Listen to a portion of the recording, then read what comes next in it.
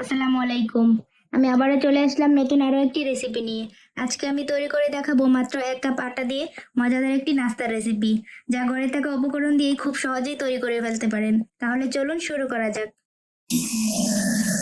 প্রথমে একটি মিক্সিং বোলে নিয়ে নিচ্ছি মেজারমেন্ট কাপের 1 কাপ আটা। তারপর দিচ্ছি স্বাদ মতো লবণ আর সামান্য তেলটা দিয়ে ভালো করে একটি ডো তৈরি করে নেব। দেখুন আমার ময়ান দেওয়া শেষ। এখন অল্প অল্প পানি দিয়ে একটি ডো তৈরি করে নিচ্ছি।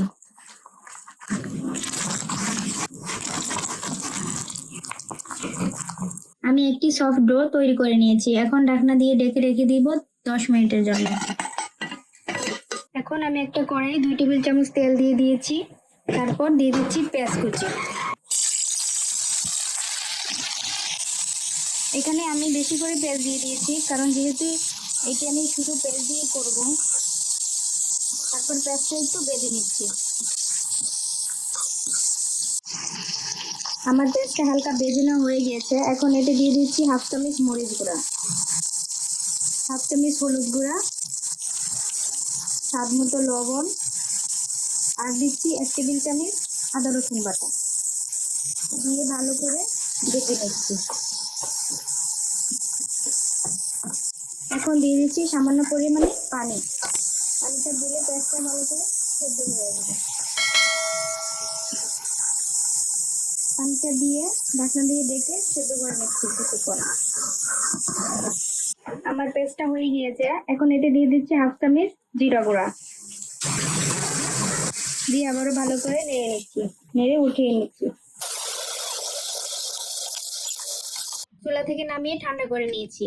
এখন আমার রেডি করা ডো থেকে অল্প একটু ডো নিয়ে নিচ্ছি।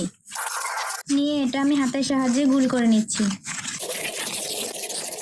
গোল করে এটা মাঝখানে গর্ত করে নেব ভেতরে পুরটা দেওয়ার জন্য। দেখুন এখন আমি মাঝখানে পুরটা দিয়ে দিচ্ছি। দিয়ে এর মুখটা আমি আটকে দিচ্ছি যেন বের না হয়ে যায়। দেখুন তৈরি হয়ে গেল। এভাবে করে আমি সবগুলো বানিয়ে নিচ্ছি। দেখুন আমি মুখটা বন্ধ করে নিয়েছি। ঠিক এরকম হবে। সবগুলি আমি এভাবে বানিয়ে নিচ্ছি। চুলায় একটি প্যান বসিয়ে 3 টেবিল চামচ তেল দিয়ে গরম করে নিয়েছি। এখন এই বানানো নাস্তাগুলি এক এক করে দিয়ে দিচ্ছি।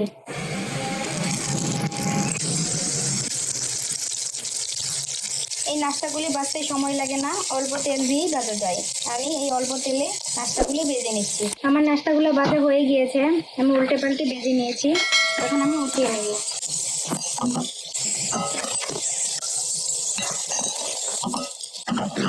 খুব সহজভাবেই দেখিয়ে দিলাম মজার একটি নাস্তার রেসিপি। আশা করছি আমার এই রেসিপিটি আপনাদের ভালো লেগেছে। যদি ভালো লেগে থাকে তাহলে অবশ্যই আমার চ্যানেলটি সাবস্ক্রাইব করে লাইক, কমেন্ট, শেয়ার করে দিবেন। আবারও দেখা হবে আপনাদের সাথে নতুন কোনো রেসিপিতে। সে পর্যন্ত ভালো থাকুন। আসসালামু আলাইকুম।